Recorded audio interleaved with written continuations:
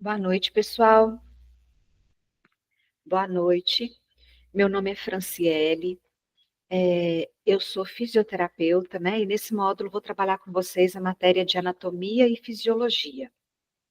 Anatomia e fisiologia humana.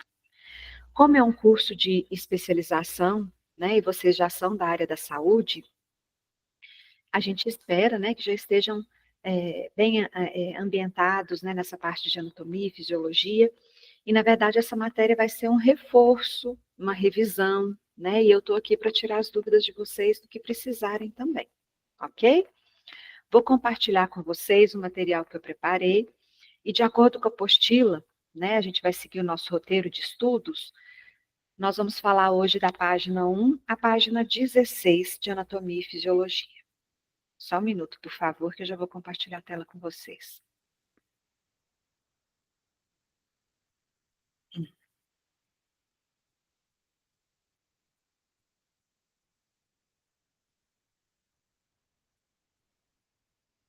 Compartilhou, Lívia? Sim? Ok, obrigada. Deixa eu só colocar aqui do começo. Ver se eu colocar.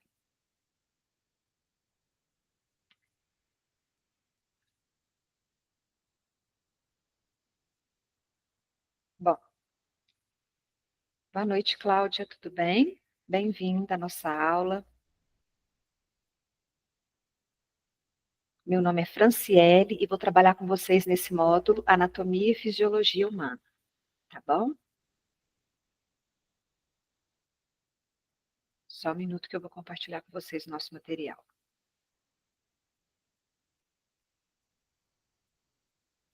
Qualquer dúvida, é só chamar aqui também, viu, gente? Então, vamos lá. Bom, anatomia e fisiologia humana, né, é uma área da ciência da saúde que estuda as partes do nosso corpo e como essas partes funcionam, né? Então, anatomia é o estudo das partes do nosso corpo e fisiologia é o estudo de como essas partes funcionam. Isso é muito importante, né? É o básico, é a base do curso, de qualquer curso da área de saúde, tá bom? O primeiro sistema, né, que a gente vai ver em anatomia, aqui de acordo com a nossa apostila, é o sistema esquelético. Nós temos vários sistemas no nosso corpo, né, como vocês devem lembrar, eles trabalham em conjunto, uns com os outros, para o perfeito funcionamento do corpo humano, tá? O sistema esquelético é um desses sistemas. O sistema esquelético ele é composto pelos ossos, né, e pelas articulações do nosso corpo. Em conjunto com o sistema muscular e o sistema nervoso, ele consegue desenvolver as principais funções dele no corpo humano. As principais funções do sistema esquelético: sustentação e conformidade. Como assim sustentação? O sistema esquelético ele sustenta o corpo humano. Então, se a gente consegue manter uma postura, por exemplo, de pé, caminhar, sentar, é porque o esqueleto, né, o nosso sistema esquelético, agindo em comum, né, com o sistema muscular e nervoso, mantém a nossa postura. Então, ele dá sustentação ao nosso corpo, certo? O que é conformidade? Além de sustentar, o sistema esquelético também promove, é como se ele fosse a embalagem, né? Só que pelo lado de dentro, a gente olhando, do nosso corpo. Ele dá forma ao corpo. Então, por isso que a gente tem tanta variação anatômica de uma pessoa para outra, de um povo para o outro, né? De um país para o outro, de uma raça para outra. Porque, às vezes, a estrutura esquelética, a estrutura óssea também é diferente entre essas etnias, tá? Então, além de sustentar, o sistema esquelético também dá forma ao corpo humano. Outra função e muitíssimo importante é proteger os órgãos do nosso corpo. em especial aqueles órgãos que são de suma importância para a nossa sobrevivência, né? Por exemplo, a caixa torácica, ela é um conjunto de ossos que protege os pulmões e o coração, né? Que são órgãos vitais, a gente chama de órgãos vitais, ou seja, se eles não estiverem funcionando, a vida não é possível. Outros órgãos que são protegidos, né, e que são órgãos, que é um órgão vital para o ser humano, é o encéfalo, né, que está dentro da caixa craniana. Então, a caixa craniana é um conjunto de ovos, de ossos, perdão, que protegem o nosso encéfalo, certo? Outra função importantíssima do sistema esquelético é ser reserva de sais minerais, principalmente de fósforo e de cálcio. Então, é por isso que os nossos ossos têm essa aparência esbranquiçada e bem duro, né? Bem rígido, porque ele reserva aí cálcio e fósforo. E toda vez que o nosso organismo, né, fica às vezes em falta na nossa circulação, para o funcionamento de algum órgão, tem falta de algum tipo de mineral, tá certo, Cláudia, tudo bem, desculpa. Toda vez que a gente tem falta de algum mineral, de fósforo, de cálcio, esse mineral é retirado dos ossos, cai na corrente sanguínea e vai, né, para o órgão, para o intestino, que seja para ser absorvido pelas nossas células, certo? Outra função importante do sistema esquelético é a hematopoiese. O que é hematopoiese? É a formação de células do sangue. Então, dentro de alguns ossos, principalmente os ossos longos, como o fêmur, né, o úmero, existe a medula vermelha, que é responsável pela produção de células do nosso sangue. Outra função muito importante é participar na alavancagem e locomoção do corpo humano. É graças ao sistema esquelético, né, juntamente com o sistema muscular e nervoso, que a gente consegue se locomover e se movimentar, tá bom? Todos os tipos de movimentação, desde as mais simples até as mais complexas. Por exemplo, desde piscar os olhos, falar, fazer alguma atividade, né? Que às vezes até para o corpo humano a gente olha, não sei vocês, mas às vezes eu olho, a gente assiste aquelas Olimpíadas, né? E vê aquele pessoal fazendo cada coisa que eu penso, meu Deus, como que o corpo humano é capaz de promover isso, esse tipo de movimento, esse tipo de ação. E só é possível graças ao sistema esquelético em conjunto com o muscular e o nervoso, ok? Só um minuto.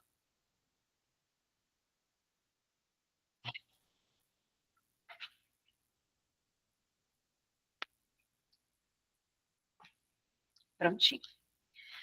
Outra função importante também é o armazenamento de triglicérides, que é um tipo de gordura, né? Esse armazenamento é feito principalmente nos ossos que têm medula amarela, tá? É um tipo de gordura, né, que é armazenado dentro dos nossos ossos e que, com o passar do tempo, com a idade, aumenta a quantidade desses triglicérides armazenados nos ossos humanos. Alguma dúvida até aqui? Então vamos lá. Algumas curiosidades, né, que é importante a gente saber. Assim que a gente nasce, né, que o ser humano nasce, qualquer bebezinho, ele tem cerca de, acho que 300 ossos, se não me engano, são muitos, né? Mas com o decorrer do tempo, alguns ossos vão se fundindo a outros, e na vida adulta, né, o esqueleto humano, ele é formado por 206 ossos, tá? Aqui fala, né, que nós vamos falar agora da divisão do esqueleto humano, mas só a nível de curiosidade, o esqueleto axial, que é uma das divisões do esqueleto humano, produz aproximadamente, não, perdão, possui 80 ossos, e o apendicular, que é formado pelos membros superiores e inferiores, possui 64 e 62 ossos cada um. Então, aproveitando aqui essa curiosidade, vamos falar um pouquinho sobre a divisão do esqueleto para nível de estudo, tá? Em anatomia e fisiologia, a gente divide, por exemplo, em partes, como a gente está falando de sistemas, para ver como cada um funciona, e dentro do sistema existem outros tipos de divisão para facilitar o estudo daquele sistema. Então, o esqueleto humano, ele pode ser dividido em partes, tá? De acordo com a localização dos ossos. Em esqueleto apendicular e esqueleto axial. O que faz parte do esqueleto axial? É o desenho que está aí à direita de vocês. São todos aqueles ossos que estão no centro do nosso corpo, tá? Que está bem na linha média, bem no centro do corpo humano. São os ossos da cabeça, né? Do crânio, do pescoço, do tórax, que é a caixa torácica, né? E toda a coluna vertebral. E o esqueleto apendicular é composto pelo membro superior e a cintura escapular, né? Que é a clavícula, húmero e escápula, e membros inferiores com a cintura pélvica, né? Que são os ossos da pelve. Então, a divisão do esqueleto humano, de acordo com a localização dos ossos, ele é dividido em esqueleto axial, ou seja, é a parte do esqueleto que está no centro do corpo, né, que é composto pelo crânio, pela caixa torácica e a coluna vertebral, e esqueleto apendicular, que são aqueles ossos que estão na periferia do corpo, vamos dizer assim, que é a cintura escapular e o membro superior, e a cintura pélvica e o membro inferior. Tudo isso também, né? Não sei se vocês já leram a apostila, mas está lá. Qualquer dúvida também, na próxima aula, se quiserem perguntar alguma coisa, eu estou à disposição. Vamos falar um pouquinho do esqueleto axial, né? Que é essa parte do esqueleto humano que está no centro do nosso corpo. O esqueleto axial, gente, vamos começando a falar pelos ossos da cabeça. A cabeça humana possui 22 ossos, tá? Os ossos da caixa craniana, que é como se fosse um capacete natural, né, para proteger o nosso encéfalo, os ossos são bem fundidos uns aos outros. Quando a gente nasce, não. Quando a gente nasce, existe um espaço entre esses ossos, né, principalmente longitudinalmente, por causa da hora do parto, né, para facilitar o parto. Então, existe esse espaço, os ossos não são tão rígidos, que é o que a gente chama da muleirinha do neném, né? A muleira, que aí eles falam, a muleira não fechou. Então, com o passar do tempo, esses ossos vão ficando mais fortes, com mais depósito de cálcio, ou seja, mais duros, e também vão crescendo e vão se fundindo uns aos outros. Praticamente não tem espaço entre um osso e outro da caixa craniana. E isso é essencial para proteger o encéfalo, já que o encéfalo faz parte do sistema nervoso central e é ele que comanda todas as outras funções do nosso corpo, inclusive de todos os outros sistemas, né? O funcionamento desses sistemas. Então, na cabeça, aqui está, né, os principais ossos que vocês precisam aprender a reconhecer, né? Ó, na caixa craniana, na região ali da testa, né, na frente, é o osso frontal. Dos lados e logo atrás é um par de ossos, tá? Tem do lado direito e do lado esquerdo, os ossos parietais. Mais atrás, próximo da nuca, o osso occipital. Próximo ali da orelha, né, do ouvido, o osso temporal. Na lateral aqui, entre os olhos, né, e a bochecha, o osso zigomático. Dividindo as nossas narinas, nós temos o osso nasal e os ossos que compõem a boca, que tem os dentes inseridos, a parte de cima, que é fixa, se chama maxilar. E a parte de baixo, que é móvel, se chama mandíbula. Certinho? Então, esses são os principais ossos da cabeça. Quando a gente fala que tem 22, é porque eles são aos pares, né? E existem outros ossos que estão aqui dentro da cabeça, por exemplo, os que estão na região do ouvido, né? Que são os menores ossos que a gente tem no nosso corpo. Então, não é visível aqui nessa figura, mas esses são os principais, porque eles todos são importantes, mas esses aqui são os que protegem um órgão vital, que é o nosso encéfalo. Bom? Nós temos também, né, aqui no esqueleto axial, que é esse que está no meio do corpo, né, na linha média, os ossos do tronco. O nosso tronco, ele é composto pelo tórax e a coluna vertebral em toda a sua extensão, tá? Então, o tronco, perdão, é composto pelo tórax, ou seja, pelas nossas costelas, pelo osso externo, que é esse que fica aqui na frente, né, anteriormente, onde as costelas se inserem, e posteriormente as costelas se inserem nos ossos da coluna vertebral. Então, são os principais ossos do, do esqueleto axial, ok? Então, vamos falar um pouquinho agora da nossa coluna vertebral. A coluna vertebral, ela tem aproximadamente 33 ossos, né? Ela é dividida em regiões. Tem a região cervical, que são as primeiras vértebras da coluna, né? Logo abaixo da caixa craniana, é a região cervical. Ela tem 7 vértebras. E as vértebras levam o nome, né, vamos dizer assim, com a primeira letra do nome dessa região e o número. Ou seja, se chama região cervical, as vértebras vão sempre começar com a letra C e vão ser numeradas de 1 a 7, já que são 7 vértebras cervicais, tá? A primeira vértebra é bem na base ali do crânio, né? E aí a gente vai descendo e numerando as outras. C1, C2, C3, C4, C5, C6 e C7.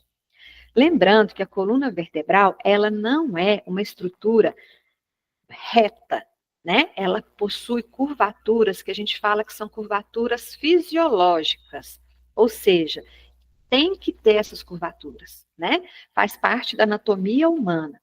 Porque se ela fosse toda retinha, ela não permitiria nenhum tipo de movimento, né? E a gente consegue flexionar o corpo para frente, para o lado, rodar. Então, esses movimentos só são possíveis por causa dessa anatomia, né, da coluna vertebral, em possuir essas curvaturas que são comuns, né, que é normal ter na nossa coluna. Quando não tem é que é o problema, tá bom? Quando é retificada. Então, a coluna cervical, que é a primeira região da coluna, né, logo abaixo da caixa craniana, ela tem 7 vértebras e a curvatura dela é para trás, tá? Aqui onde está escrito o nome da região é a parte da frente do nosso corpo, a parte anterior. E o outro lado, aqui à esquerda, é a parte posterior, onde tem essas espinhas aqui, tá bom? Então, o nome dessa curvatura da região cervical é lordose. Logo depois da região cervical, vem a região torácica. A região torácica, ela tem 12 vértebras. E assim como eu expliquei, ela é numerada de 1 a 12 e começa com a letra T, que é o nome da região onde ela está. Então, é T1, T2, T3, T4, até T12. Ela acompanha as nossas costelas, tá? Que também são 12 pares. Então, o tórax é composto por essas estruturas. A curvatura da região torácica é o contrário da região cervical. Então, a curvatura é para frente.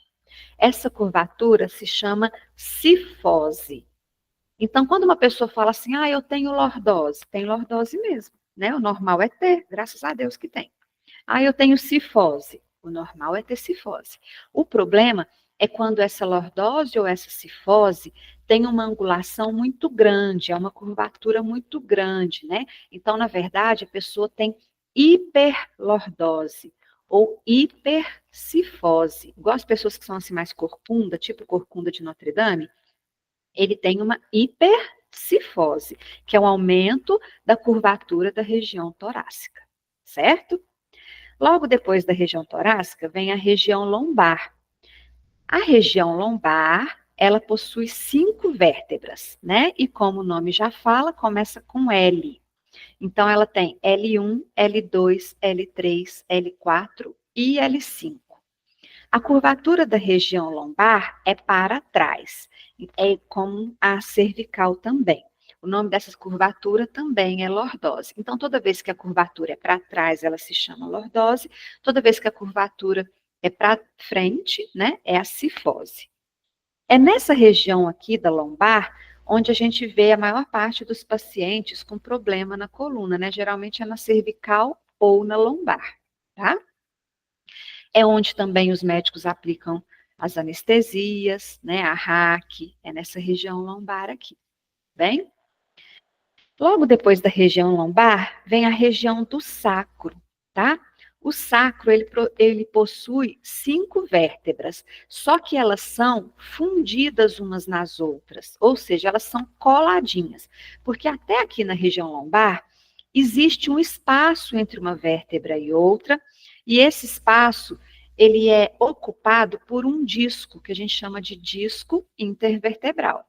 Esse disco possibilita o deslizamento de uma vértebra em cima da outra quando a gente está se movimentando. Esse disco também absorve, né, a tensão de uma vértebra em cima da outra, o nosso peso, quando, por exemplo, a gente está andando, caminhando, correndo. Então, todo esse impacto também, o disco intervertebral absorve e ele é importante por isso, tá? Muitas patologias da coluna estão quando aparecem, né, quando tem desgaste desse disco, né, que é o que a gente às vezes chama também de artrose, né, que diminui o espaço entre uma vértebra e outra e gera muita dor, certo? Agora, a região sacral, as vértebras da região sacral não têm articulação entre uma e outra. Elas são fundidas, é como se fosse uma peça só, tá? Mas, na verdade, são 5 vértebras que né, durante o nosso desenvolvimento, foram fundidas em uma estrutura só. E a curvatura da região sacral, né, ela é para frente, ou seja, ela também é uma cifose. No finalzinho da coluna vertebral, nós temos uma estrutura, uma ponta, né, que se chama cóccix. O cóccix também é o conjunto de vértebras, de 4 vértebras que se fundiram e elas são minúsculas, assim, né, bem pequenas em relação às outras. Elas se fundiram e formaram essa estrutura, que é o finalzinho da coluna vertebral. Só um minutinho. Eu tenho que ficar olhando aqui se tem alguma dúvida aqui na mensagem, tudo bem? Vamos continuar.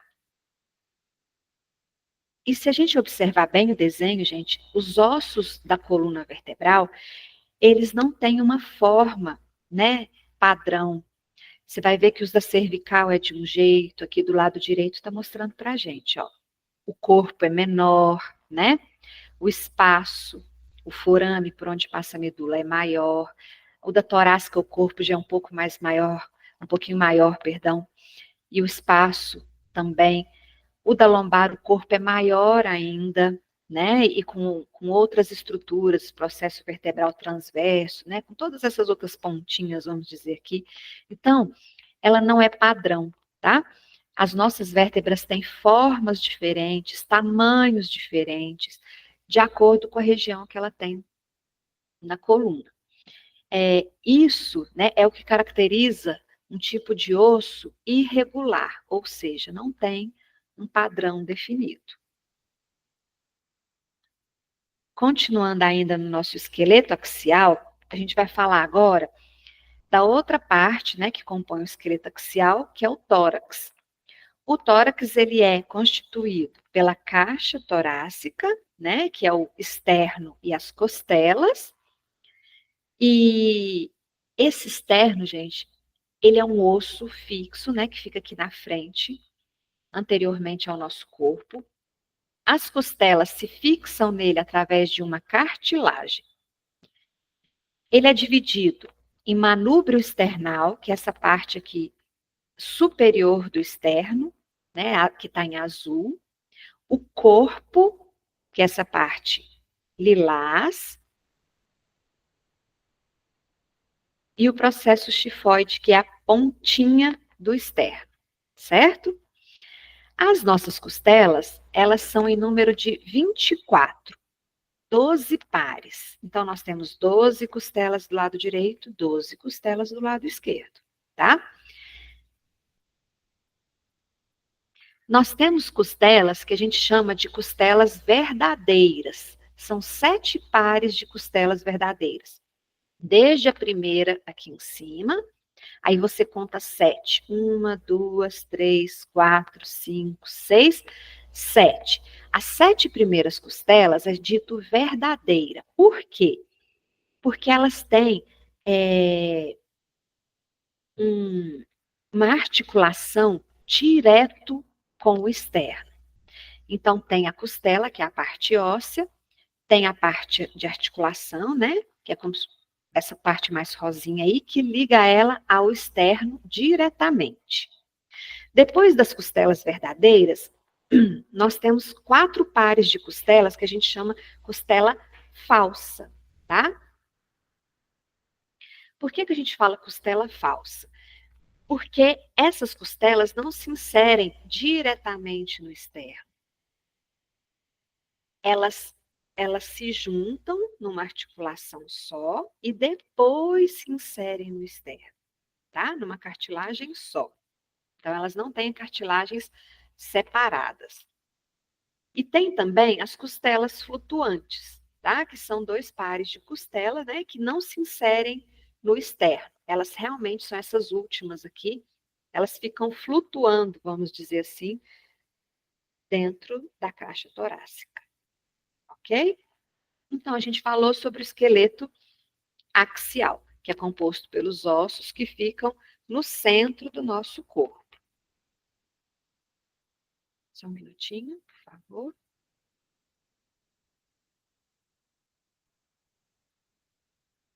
Agora, nós vamos falar sobre o esqueleto apendicular, tá? Que são aqueles ossos que ficam nos membros superiores e inferiores do nosso corpo.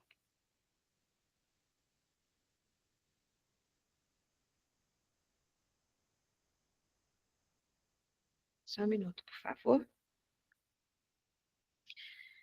Os ossos dos membros superiores, eles totalizam 64 ossos. E é composto pela cintura escapular, ou seja, é aquela articulação formada pelo osso da escápula, clavícula e a cabeça do húmero, que é o osso do nosso braço, tá?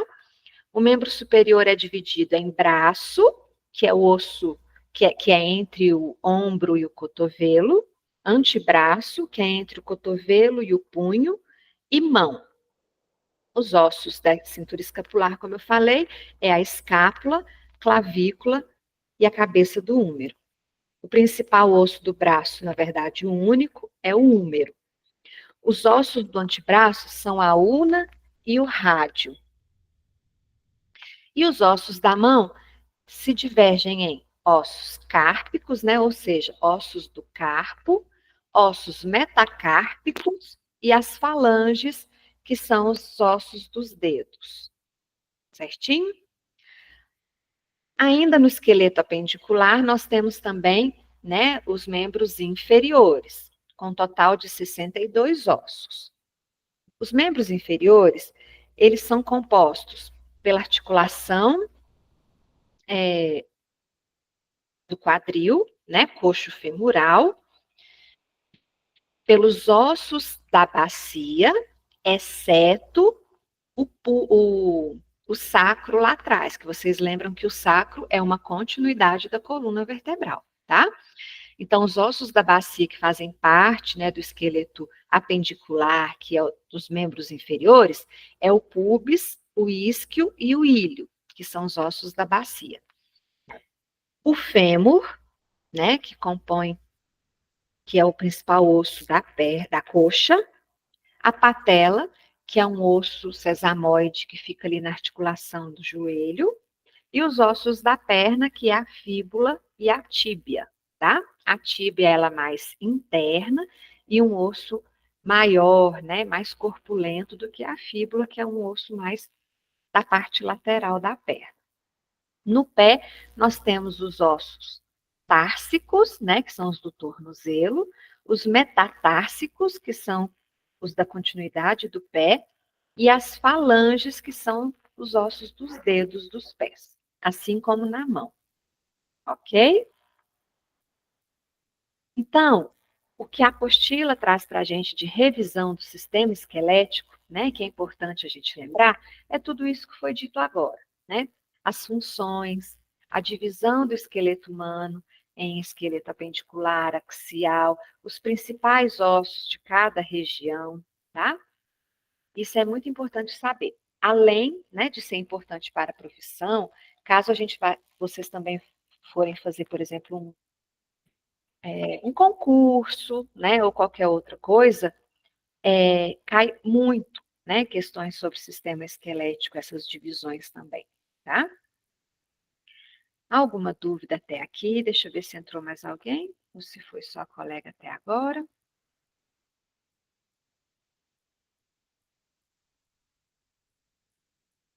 Só um minuto. Cláudia, se tiver alguma dúvida, você pode mandar por escrito aqui, tá? Que eu vou olhando as mensagens.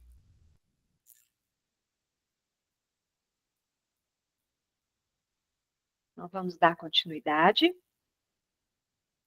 O próximo sistema, né, que a gente vai revisar é o sistema muscular, né?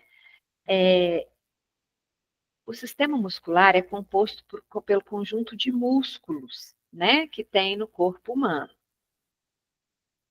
Através da contração desses músculos é que a gente consegue produzir movimentos, né?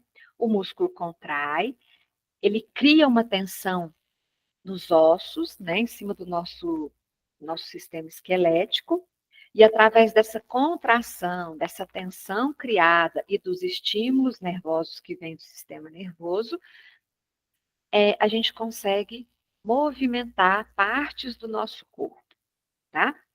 Então, o sistema muscular, ele não trabalha sozinho. Ele trabalha junto com o sistema esquelético, né? E principalmente sob o comando do sistema nervoso. Principais funções do sistema muscular: produção dos movimentos corporais. Ou seja, qualquer parte do nosso corpo que tenha movimento, esse movimento só é possível porque tem algum músculo atuando ali, tá? Então, não é só andar, né? Aqui está até um exemplo, a locomoção. Mas não é só locomover através, né, dos passos de andar. Qualquer movimento. O simples piscar dos olhos, existe um músculo ali na pálpebra fazendo o olho piscar, né? O ato de falar, existe musculatura ali responsável na boca pelo, é, pela contração dessa musculatura, a emissão dos sons para a gente poder falar. Então, todos os nossos sistemas têm algum tipo de músculo que atua produzindo algum tipo de resultado, tá? Outra função importante do sistema muscular é a estabilização das posições corporais. O que é isso? Se o nosso sistema muscular não ficasse funcionando direto, quando a gente colocasse, por exemplo, quando a gente sentasse, se a gente relaxasse todos os músculos do corpo, é igual aquelas bonecas, sabe? Coloca sentada, ela cai para o lado. Então, assim, mesmo quando a gente não está vendo ou sentindo, existem músculos que estão trabalhando para poder estabilizar partes do nosso corpo, para a gente poder, por exemplo, manter a postura que a gente está, tá bom?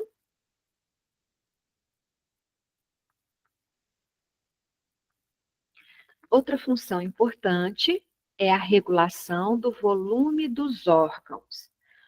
Ou seja, Graças ao sistema muscular, né, ele mantém os nossos órgãos no lugar e também regula o volume desses órgãos. Senão, às vezes a gente poderia ter uma distensão de algum músculo, de algum órgão, né? Esse órgão ficar maior do que o que deve, mas graças aos nossos músculos, né, existe essa regulação do volume dos nossos órgãos. Outra função muito importante é o movimento de substâncias dentro do corpo, né? Quando a gente fala substâncias, a gente está falando de tudo, tá? A gente está falando do nosso sangue dentro das artérias e veias, dentro do coração. Ele só é movimentado pelo nosso corpo graças à contração muscular. O alimento também através do sistema digestivo. O alimento só é transportado dentro do corpo, né? Ou seja, sofre esse movimento de substâncias dentro do corpo graças à contração do sistema muscular. Outra função muito importante do sistema muscular do nosso corpo é a produção de calor para manutenção da temperatura corporal, que é a homeotermia, tá? Então, a produção de calor, né, para manter a nossa temperatura, como que ela ocorre? A gente sabe que o corpo humano, para as nossas células sobreviverem e trabalharem de uma forma eficaz, né, cada uma cumprindo ali o seu papel, a temperatura do corpo humano é mais ou menos 36 graus e meio, né, que é o valor médio da temperatura. E se não fosse desse jeito, se os músculos não contraíssem, né, para produzir o calor, qualquer mudança de temperatura no nosso ambiente afetaria a temperatura do nosso corpo. Por exemplo, esses dias que estão mais frios, né, na época do inverno, do outono, teve dia aí que fez 10 graus, né? Se a gente ficasse exposto a esse ambiente e não tivesse produção própria de calor no nosso corpo, a tendência era a temperatura do corpo cair. E a mesma coisa, a tendência é a temperatura do corpo subir, se fosse, né, no dia que faz muito calor. Então, nós temos aí o sistema muscular, ajudando no controle da temperatura corporal, e nós temos também o sistema tegumentar, né, que é a pele, ajudando também na manutenção da temperatura ideal corporal. Alguma dúvida até aqui, pessoal? Só um minuto, deixa eu dar uma conferida aqui na nossa apostila para ver se tudo que foi, né, até agora que foi falado, está faltando alguma coisa. Só um minuto, por favor. Tomar uma aguinha também.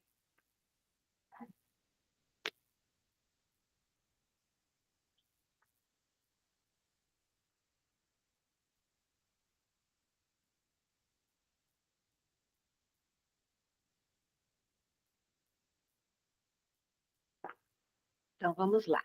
A gente precisa lembrar também que o sistema muscular, gente, é o conjunto de músculos do nosso corpo, né? E que a gente tem aproximadamente 600 músculos no corpo humano.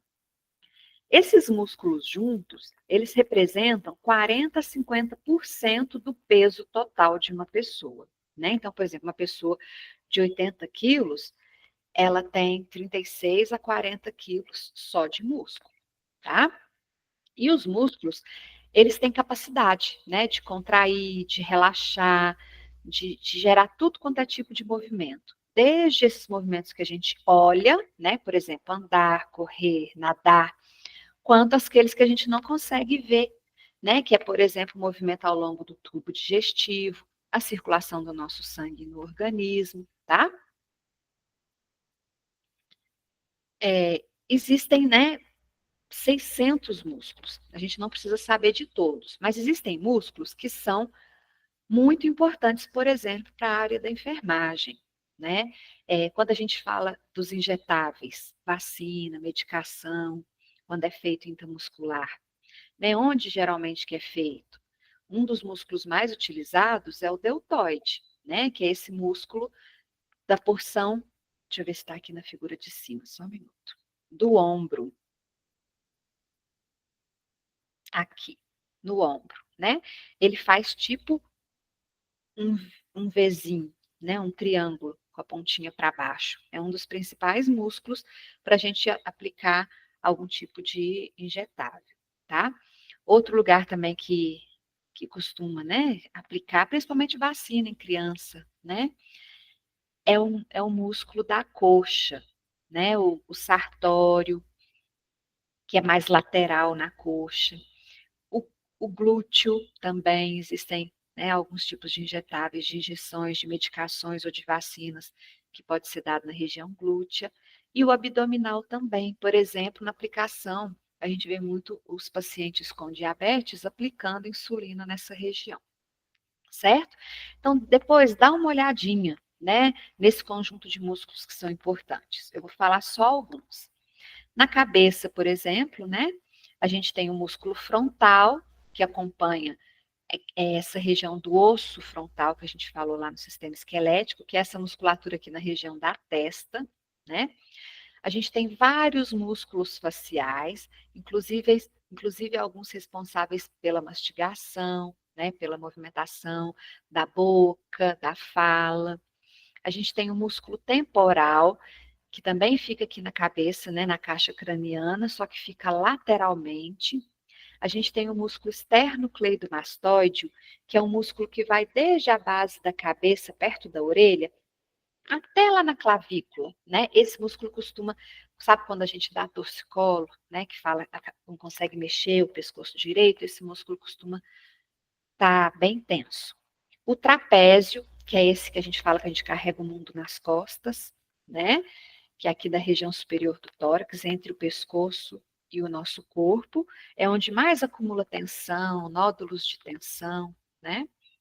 O deltoide, como eu falei, que é o músculo do ombro, onde a gente faz os injetáveis, geralmente. Existem os músculos peitorais, tem o grande peitoral ou peitoral maior e o peitoral menor, tá? O menor ele é mais interno e o maior ele é mais externo. Eles ficam abaixo da glândula mamária.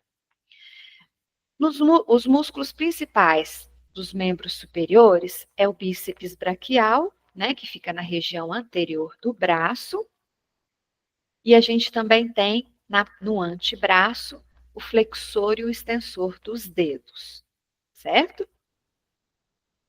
Na parte anterior do nosso corpo, além dos músculos peitorais, a gente também tem os músculos abdominais, que são três, né? O reto, o oblíquo e o transverso. São três tipos de músculos abdominais que a gente tem.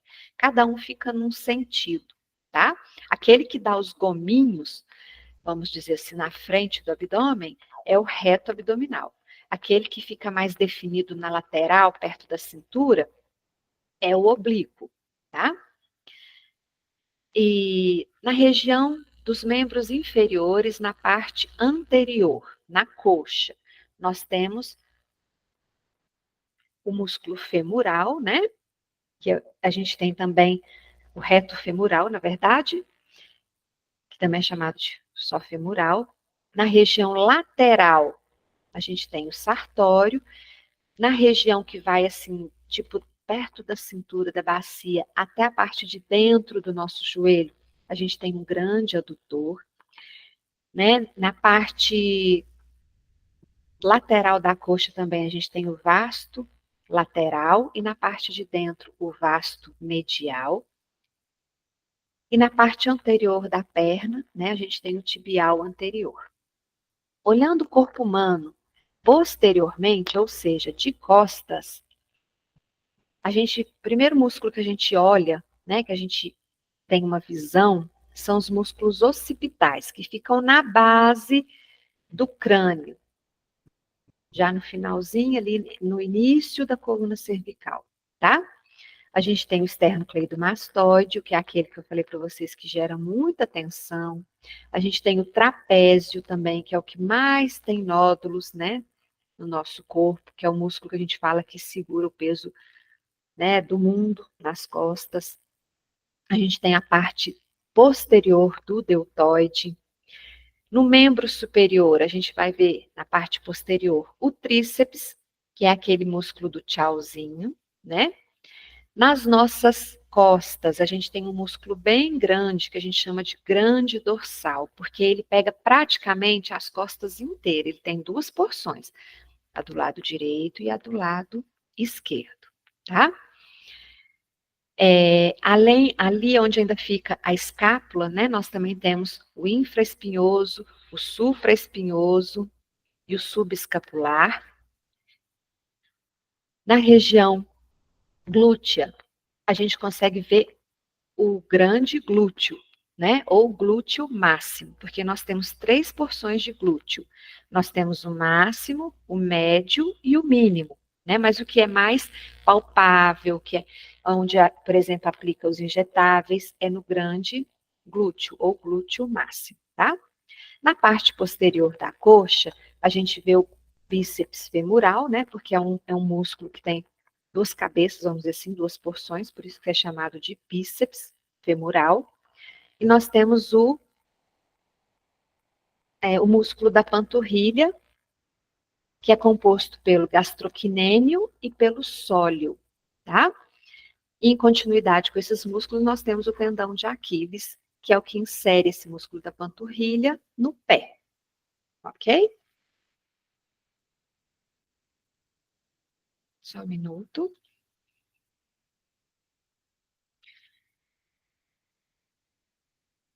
Então, dando continuidade aqui, a gente também precisa lembrar que nós temos três tipos de músculo no corpo humano, tá? E esses músculos, eles vão ser diferentes um do outro de acordo com a estrutura do músculo e o tipo de contração que ele exerce. Então, nós temos músculos que são estriados, ou seja, naquele pedaço ali de músculo, né, de carne, existem estrias, e tem um músculo que é liso, ou seja, não tem estrias. Por que a gente divide em três? Né? Sendo que um é estriado, o outro é liso. Porque existe um estriado que ele é especial, porque a contração dele é diferente. A gente vai ver agora, tá bom? Então, o primeiro tipo de músculo que eu vou falar para vocês é o músculo estriado esquelético. Até corrigir aqui, porque eu pus um S aqui onde não existe. Pronto. O músculo estriado esquelético é aquele músculo que acompanha o nosso esqueleto. O próprio nome dele já está falando, ó. Estriado, ou seja, ele tem estrias, e esquelético, ele acompanha o esqueleto, os ossos do nosso corpo, tá? Então, são esses músculos que eu acabei de falar o nome para vocês. É o bíceps, é o glúteo, é os músculos do abdômen, os músculos da coxa, são os músculos que a gente malha na academia, vamos dizer assim, né? Os músculos que acompanham o nosso esqueleto. Existe o músculo estriado também, ou seja, ele tem estrias, só que ele não acompanha o nosso esqueleto.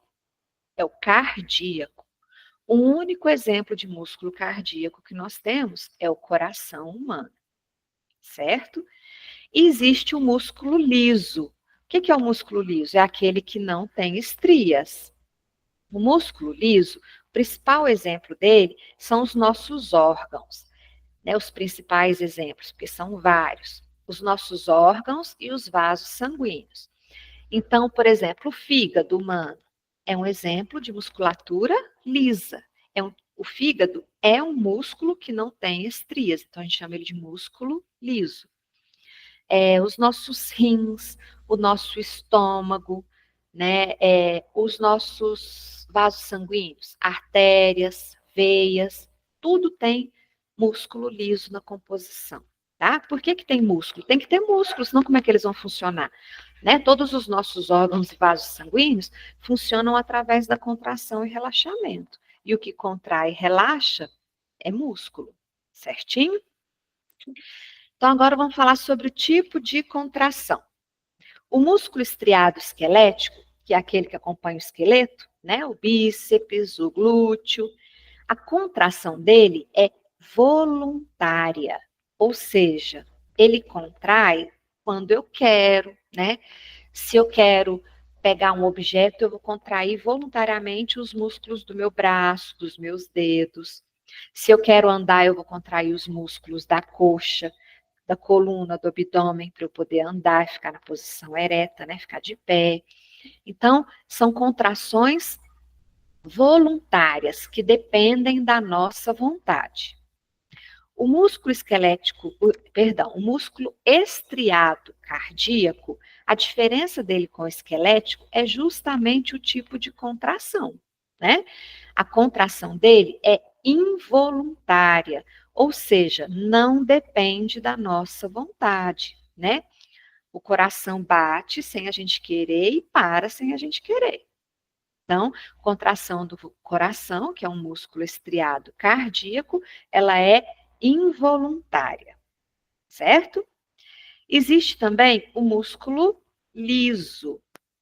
O músculo liso, a contração dele é involuntária, assim como o estriado cardíaco. A gente pede, por exemplo, para o estômago contrair, fazer digestão? Não. O fígado contrair, liberar enzimas?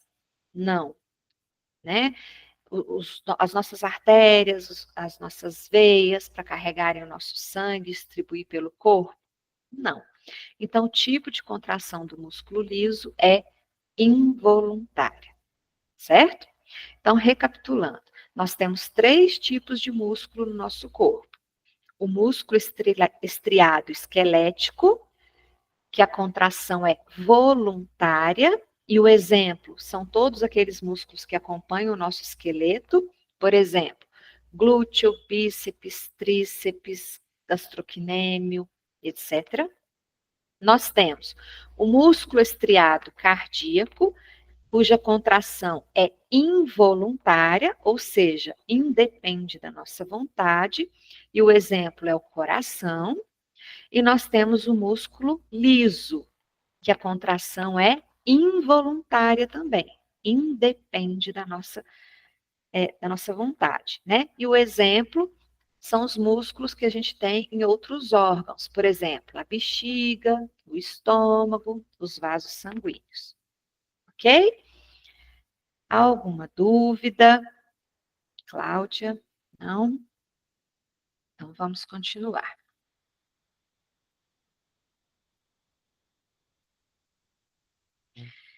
Então, gente, até agora a gente falou do sistema esquelético e do sistema muscular. E eles, juntamente com o sistema nervoso, trabalham, né, produzindo movimentação no nosso corpo, junto com as demais funções que eles têm.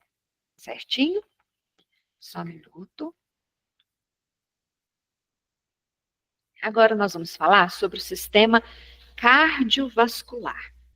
O sistema cardiovascular, gente, também é chamado de sistema circulatório, tá? Aqui tem uma foto, né, para vocês darem uma olhadinha.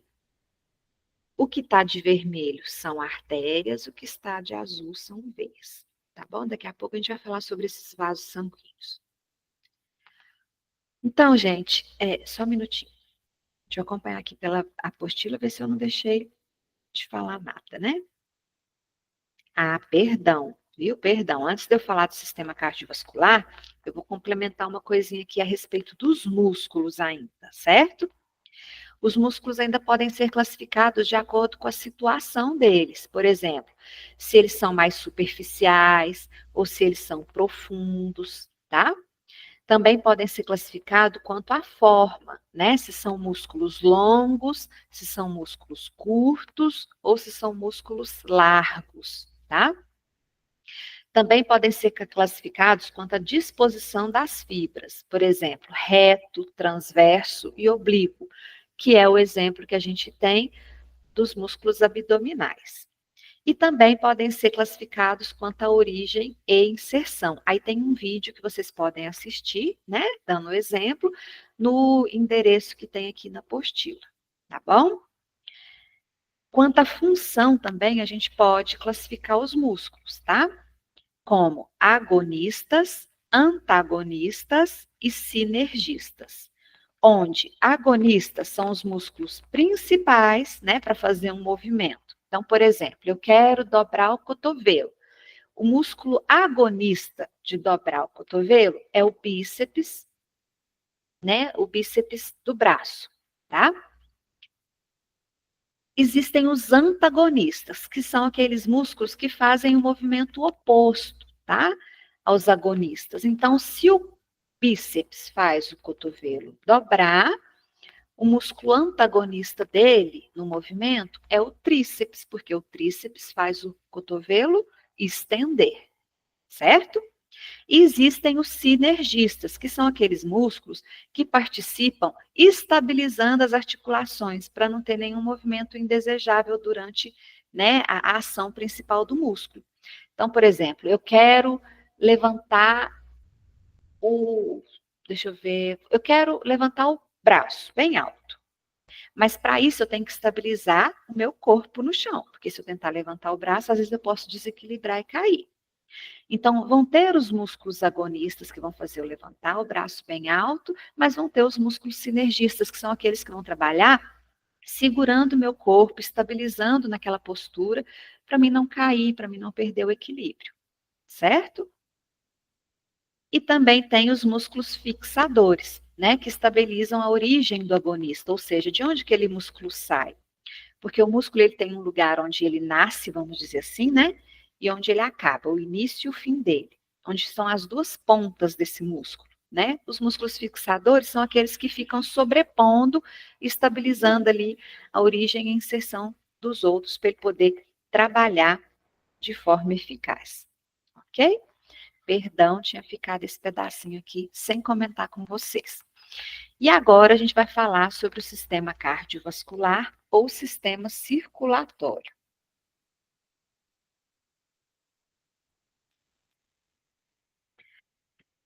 Bom, só um minuto.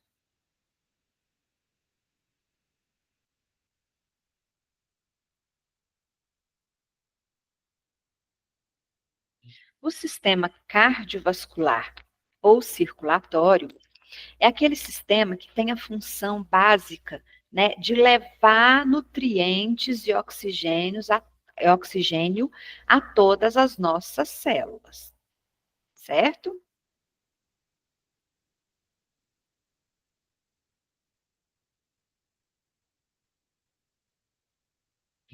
A gente sabe que todas as nossas células precisam se alimentar e precisam respirar, né? Porque sem isso a célula vai a óbito também, né? Ela morre. Então, ela precisa receber nutrientes, né, que são os alimentos, e ela precisa receber oxigênio também, que é a energia que ela precisa para trabalhar. Mas como que todas as células do nosso corpo recebem isso? Através de um sistema de transporte, que é o sistema circulatório ou sistema cardiovascular, tá? Cada ser vivo possui um modelo de sistema cardiovascular ou sistema circulatório. No ser humano, esse sistema é fechado, ou seja, ele não tem comunicação com o meio exterior. Existem tubos, né, que são chamados vasos sanguíneos, que conduzem o nosso sangue. A gente não, né, não tem portinha aberta para esse sangue sair do corpo, a não ser que seja um acidente, né, que tenha cortado, mas no geral o sangue corre por dentro desses tubos de forma fechada, ou seja, ele não tem por onde sair, né? Então, é um sistema fechado e que tem uma bomba propulsora, ou seja, através da contração dessa bomba, né, ele é capaz de impulsionar o sangue por toda essa rede vascular e chegar em cada célula do nosso corpo. Essa bomba é o coração. Agora, pensa para você ver onde está o coração e o que ele tem que fazer, né? Como ele tem que trabalhar, a força que ele tem que ter para mandar o sangue com os nossos nutrientes e oxigênio a todas as nossas células, até a ponta dos dedos das mãos, até a ponta dos dedos dos pés, até a cabeça e para todos os órgãos do nosso corpo, porque todas as células de todos os órgãos precisam de nutrientes e oxigênio para funcionar. Certinho?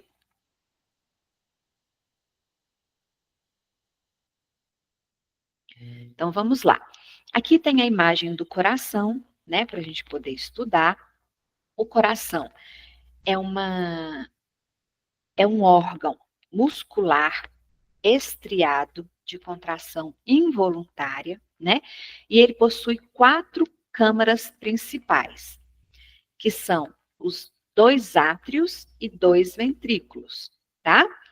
Nós temos o átrio esquerdo, que tem ligação através de uma válvula, né, que chama válvula atrioventricular, que é a semilunar, por onde o sangue passa do átrio esquerdo para o ventrículo esquerdo. E nós temos o átrio direito, né, recebe o sangue e tem comunicação com o ventrículo direito através de uma válvula atrioventricular também, certo?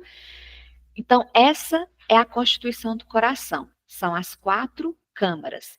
E o coração, ele recebe vasos sanguíneos do nosso corpo, assim como ele também, do coração, saem vasos sanguíneos que vão para todo o corpo, certo? Os principais vasos sanguíneos que chegam ao coração, trazendo sangue, né?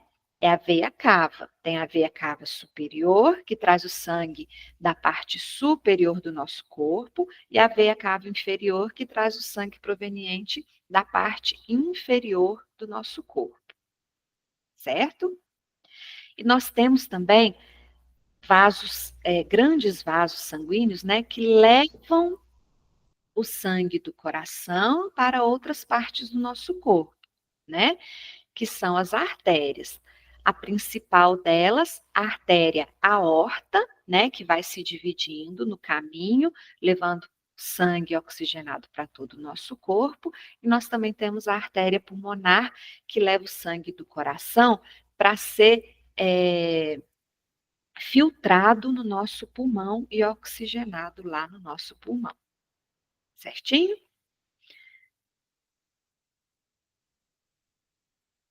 Só um minutinho.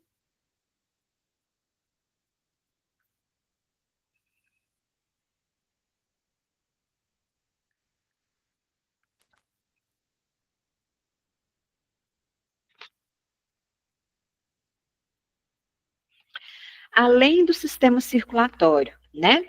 Levar nutrientes e oxigênio para todas as nossas células, ele também tem uma outra função, que é transportar os resíduos do metabolismo, né? E o gás carbônico que essas células produzem e eliminar, né, do nosso corpo através, por exemplo, da respiração, tá bom? Então, ele bombeia o sangue para o nosso corpo, levando nutrientes, oxigênio, e volta para o coração aquele sangue que é rico em gás carbônico para poder ser eliminado.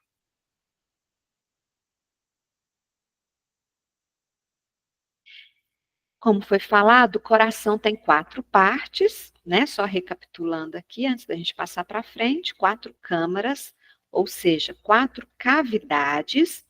As cavidades superiores são chamadas de átrios e as cavidades inferiores são chamadas de ventrículos.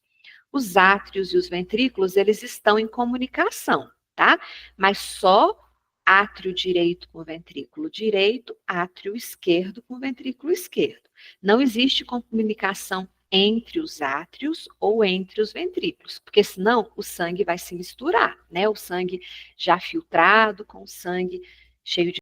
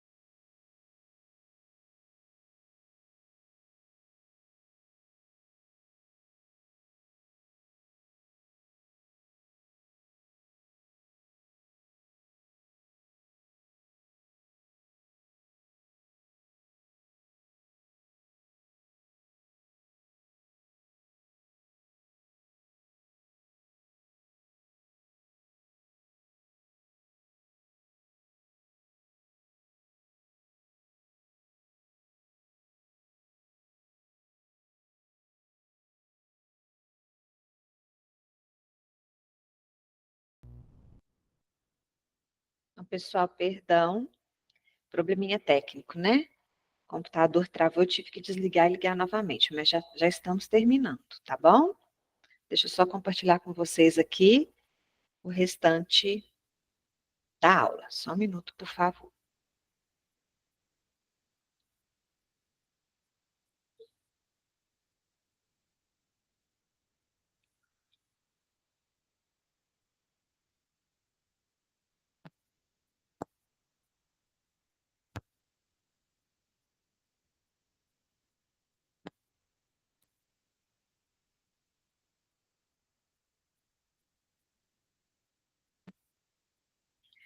Compartilhar com vocês para a gente terminar essa parte, né, que é até a página 16, que é o que está programado para a gente ver hoje.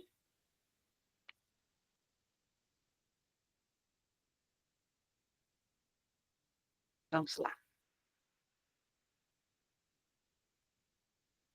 Compartilhou, né? Então, a gente estava falando sobre o sistema cardiovascular. A gente falou sobre as partes do coração, né, que é uma câmara, com 4 compartimentos, 2 átrios, 2 ventrículos. O átrio direito só se comunica com o ventrículo direito, o átrio esquerdo só se comunica com o ventrículo esquerdo. Ok? Então, vamos lá. Além dessas 4 câmaras, também existem membranas, né, que, que protegem, que revestem o nosso coração, tá? Existe uma membrana que ela é externa ao coração. Depois vocês dão uma olhadinha aí na figura. Ela é chamada de pericárdio. Ela reveste externamente o coração, né? Ela deixa o coração, não sei se vocês já viram algum filme que mostra alguma cirurgia ou alguma série que mostra cirurgia de coração e que ele parece que é bem lisinho, que ele fica escorregando na mão ali do médico. Então, aquilo ali é por causa do pericárdio, tá? Essa membrana propicia uma superfície bem lisinha para o coração, né, para facilitar o movimento dele, porque ele não para, né? Tem uma contração muito forte. Existe o endocárdio, que é uma membrana que reveste internamente as cavidades do coração. Então, tanto o átrio direito, o átrio esquerdo, quanto o ventrículo direito e o ventrículo esquerdo são revestidos na parte de dentro por uma camada, né, por uma membrana que se chama endocárdio. E existe o miocárdio. O miocárdio é o músculo propriamente dito, tá? É a parte muscular do coração, que é responsável pelas contrações involuntárias do coração, tá? Ele fica entre o pericárdio, que é a membrana externa, e o endocárdio, que é a membrana interna. Ok? Depois vocês dão uma olhadinha na figura. Opa, passou demais. Que está falando dessas 3 camadas, tá bom? Às vezes a gente até fala, em todos os sistemas existe uma camada protetora. Por exemplo, no sistema respiratório é a pleura, né? A gente também tem no sistema digestivo, tem no sistema nervoso, que são as meninges, no sistema cardiovascular, né, no coração especificamente, a gente tem o pericárdio, endocárdio e miocárdio. Certinho?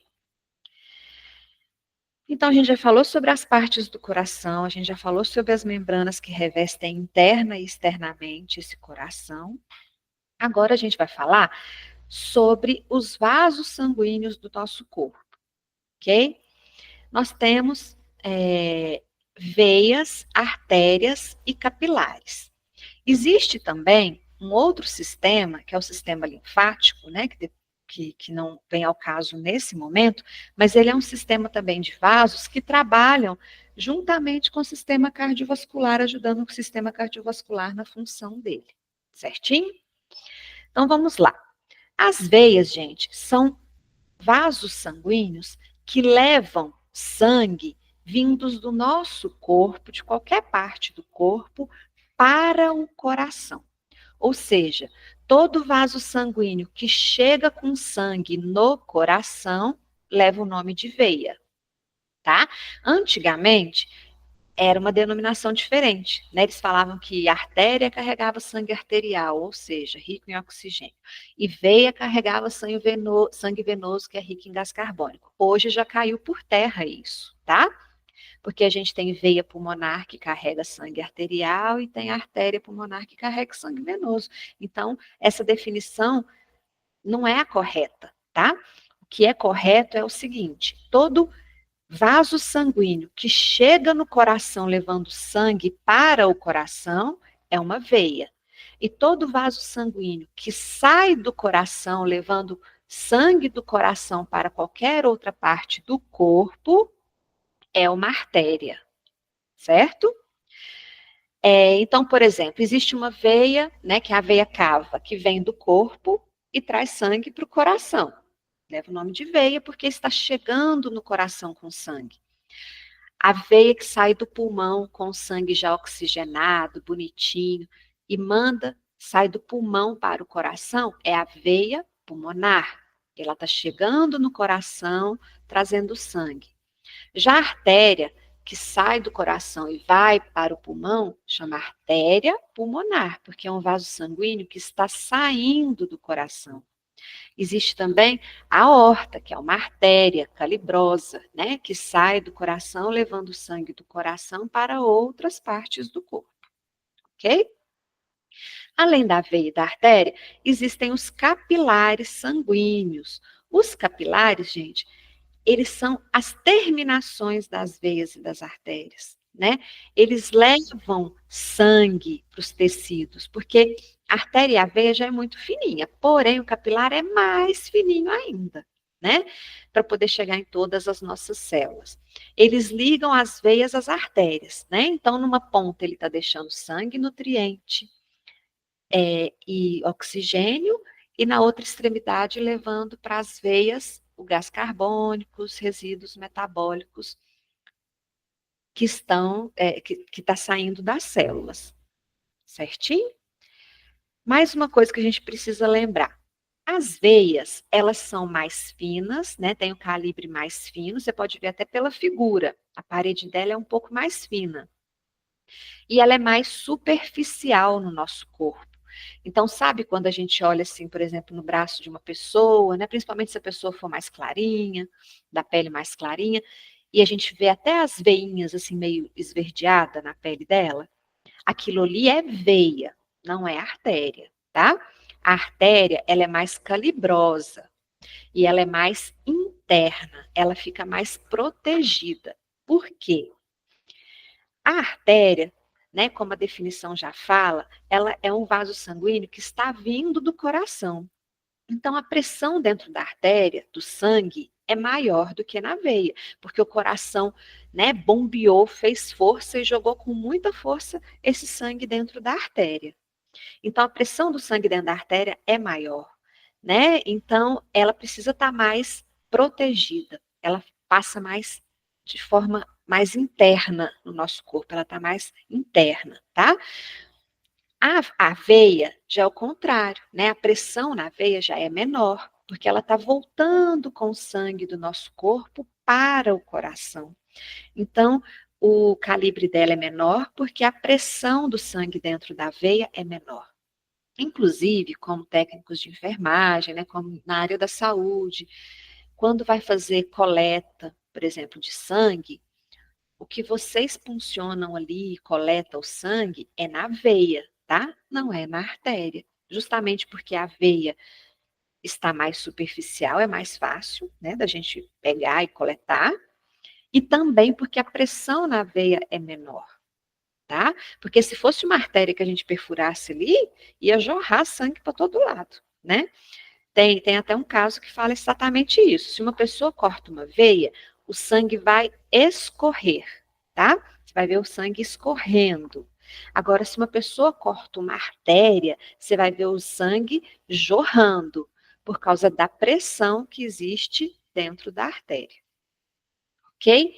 E o capilar sanguíneo é a terminação da veia e da artéria, né? Onde elas se encontram nas células e que passa da artéria, através do capilar sanguíneo, passa nutrientes e oxigênio para as células, e das células, através do capilar sanguíneo, passa os resíduos metabólicos e o gás carbônico para dentro da veia.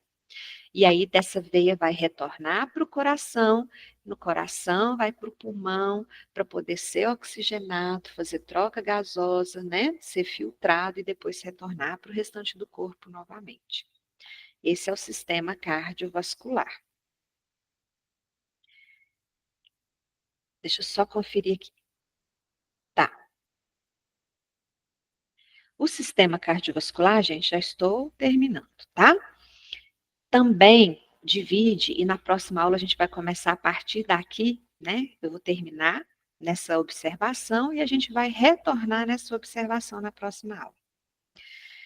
A circulação humana, ela é fechada, né? Pela imagem que dá para vocês verem, ela ocorre dentro de vasos sanguíneos. Ela é dupla, ou seja, ela passa 2 vezes pelo coração.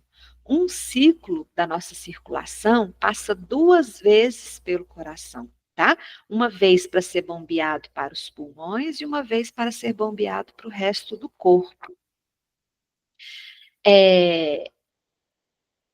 E com isso, a gente divide a circulação humana em 2 sistemas, tá? 2 circuitos, né, que o sangue percorre. A gente tem o circuito pulmonar e o circuito sistêmico.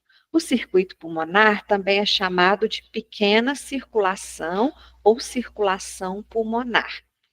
O circuito sistêmico também é chamado de grande circulação ou circulação sistêmica, tá? A grosso modo, o sistema pulmonar, né, a circulação pulmonar, ocorre entre o coração e o pulmão e de volta o sangue do pulmão para o coração. E o sistema e a circulação sistêmica ocorre entre o coração, bombeando para o resto do corpo, e o resto do corpo mandando sangue desoxigenado para o coração, tá? Então, são os 2 caminhos que o sangue percorre. E esse sangue, em um circuito inteiro do processo circulatório humano, ele passa 2 vezes pelo coração. Por isso que a gente fala que a circulação humana é dupla e fechada, porque ela corre dentro de vasos sanguíneos sem comunicação com o meio externo. Certinho? Alguma dúvida até aqui? Eu não sei se a Cláudia conseguiu permanecer na aula, se mais alguém entrou. Não? Ok, eu vou só terminar então de falar aqui da circulação, mas a aula que vem a gente retoma por ela, tá bom? Então, gente, qual é o caminho da pequena circulação? Vamos falar da grande circulação primeiro, perdão, da sistêmica. Vamos ver aqui pela nossa imagem. Vocês estão vendo que tem o corpo humano aqui embaixo, e aqui do corpo humano para o lado esquerdo, para o nosso lado esquerdo, mas como a gente está olhando anatomicamente, é como se a pessoa estivesse de frente para nós, né? Então, esse é o lado direito do corpo da pessoa, esse que está de azul, ok? Aqui está representando o quê? Os capilares, que é essa redinha, né? Os capilares estão recolhendo o sangue venoso, ou seja, rico em resíduo metabólico, rico em gás carbônico, né, que as células produziram. Ele está levando esse sangue para o coração através das veias cavas, tá? A superior e a inferior. O sangue chega no átrio direito do coração. Do átrio direito, ele passa para o ventrículo direito. Do ventrículo direito, o coração bombeia esse sangue para os pulmões. Lá nos pulmões, esse sangue vai ser oxigenado. Esse sangue sai do coração e vai para os pulmões através da artéria pulmonar. A artéria pulmonar leva esse sangue rico em gás carbônico para os pulmões. Nos pulmões ocorre a troca gasosa associado com a nossa respiração, né? A gente inspira o oxigênio e expira o gás carbônico que veio desse sangue. Ou seja, a gente absorve o oxigênio através da respiração, esse oxigênio passa através dos capilares sanguíneos para a artéria pulmonar, para a veia pulmonar. O sangue sai dos pulmões pelas veias pulmonares, entra no átrio esquerdo do coração, depois no ventrículo esquerdo do coração, esse sangue rico em oxigênio, né?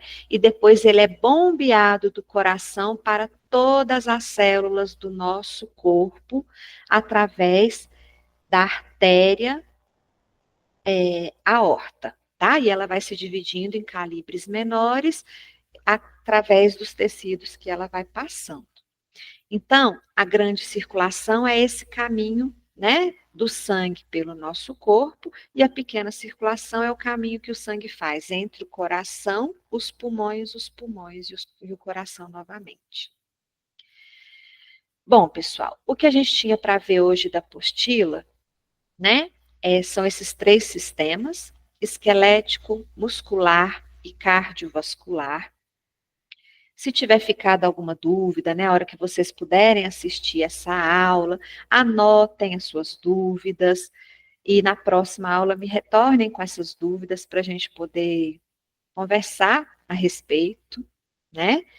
E, e se preparem, né, para o nosso próximo encontro, demora um pouquinho ainda, mais no final do mês de julho, para a gente dar continuidade na matéria, mas qualquer dúvida eu estou à disposição, tá bom?